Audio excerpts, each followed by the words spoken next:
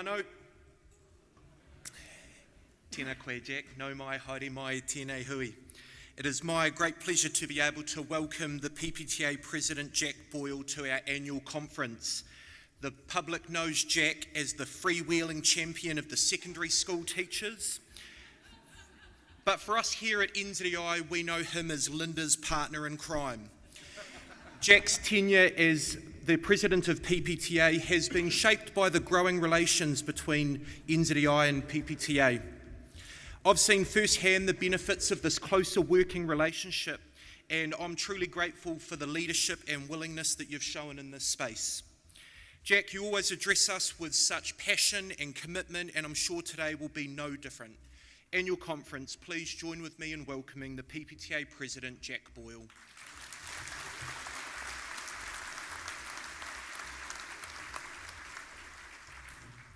Ka tangi ti, ka tangi te kaka, ka tangi hoki ko au, ti hei mauri ora.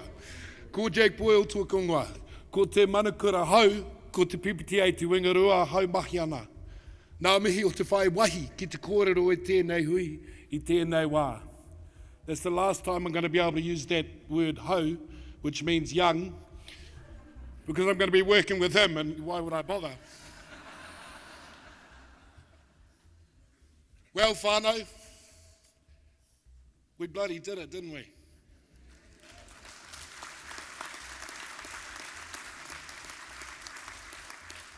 With our voices, our strength, our shared aspiration for tamariki mokopuna, our deep connections to education, to educators, to each other, with our heart, we brought out the best over the last year. Kia puawai te pai, kua tai te wā. And I have to say that our mega strike on the 29th of May was one of the more uplifting experiences of my professional life. A year ago at our PPTA annual conference, I spoke about how important connections are to me. My connections with people, he tangata, with friends, with whānau, with colleagues, with community. How we fit together, how we work in groups, how our hard edges are smoothed against each other.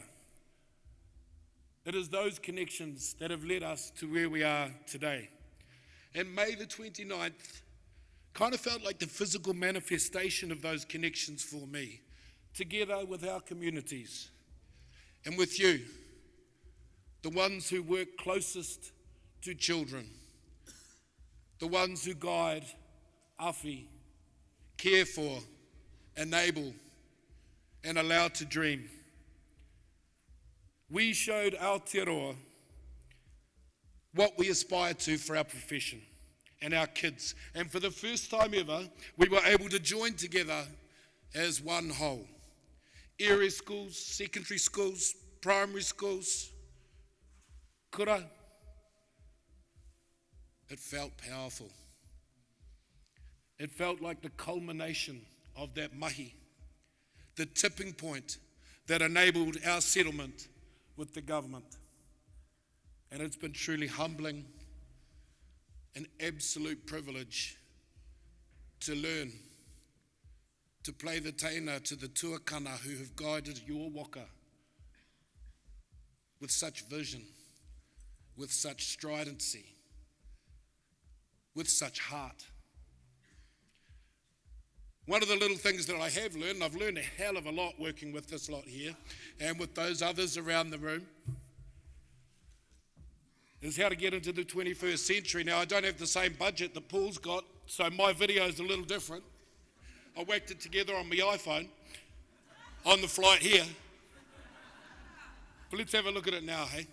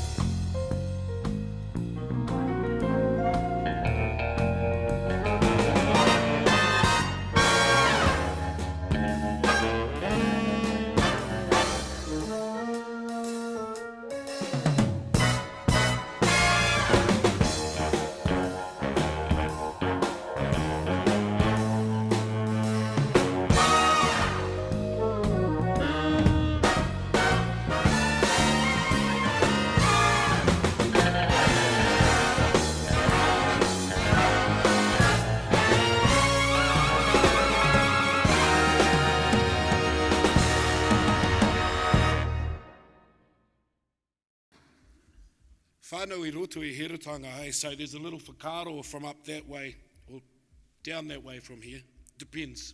I always get confused with te ika Māui. He rangi tā matawha iti, he rangi tā matawha nui. A person with wide vision has plentiful opportunity. And there's someone sitting at this table who I'm going to name drop, who right the way through has shown that sort of vision. Linda, it has been an absolute privilege to work with you over the last 3 years, not just because of the incredible tenacity, empathy, and conviction that you bring to all matters education, but because of the personal relationship that has fostered, blossomed over the last 3-4 years.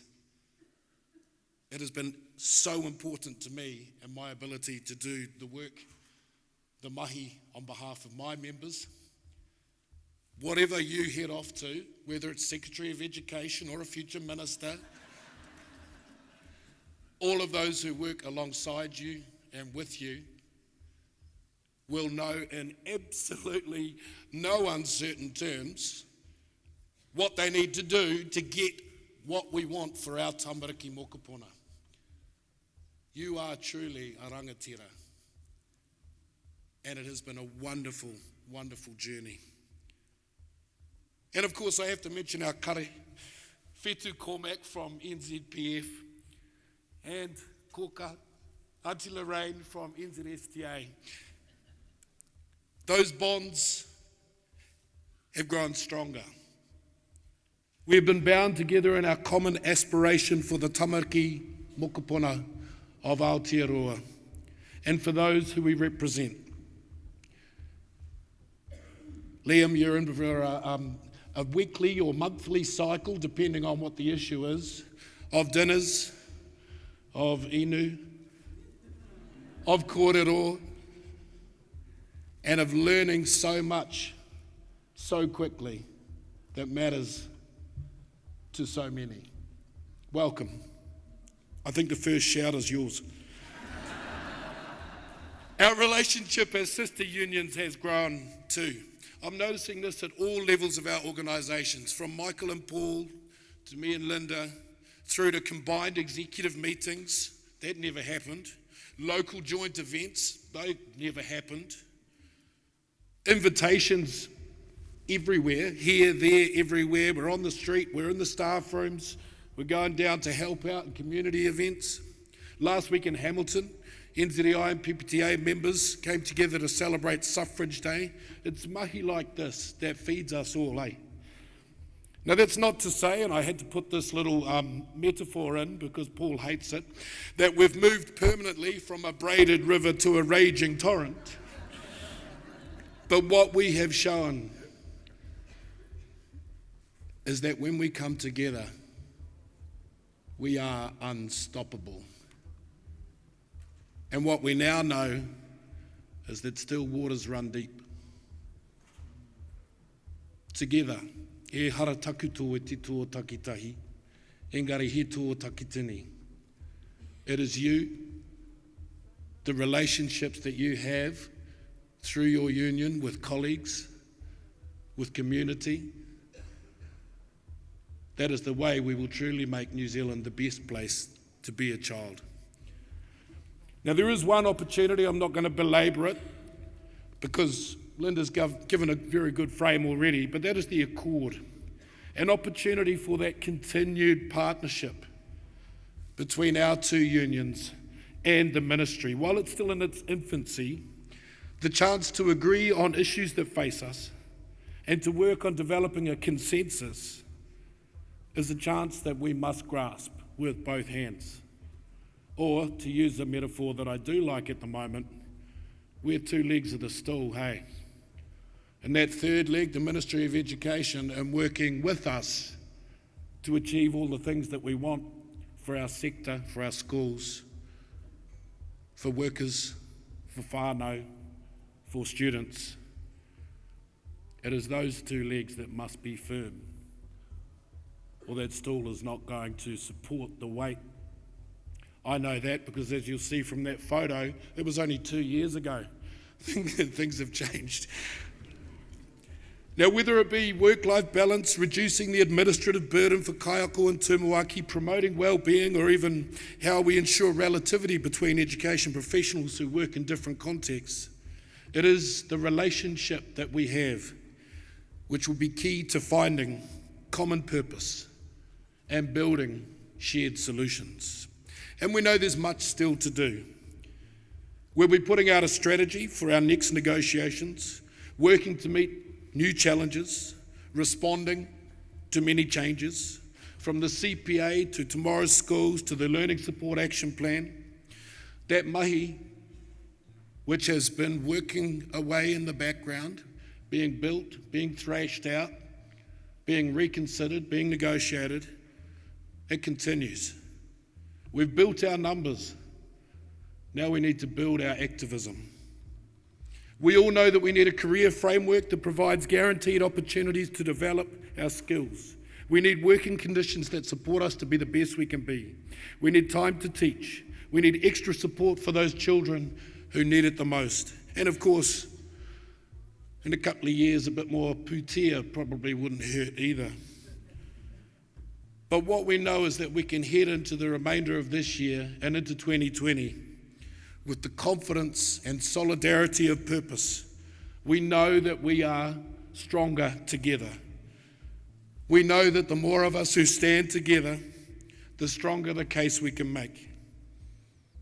Āpiti hono tātai hono, rātou te hunga mate ki a rātou. It has been a privilege and a pleasure. Thank you for all that you do. Tēnā tātou.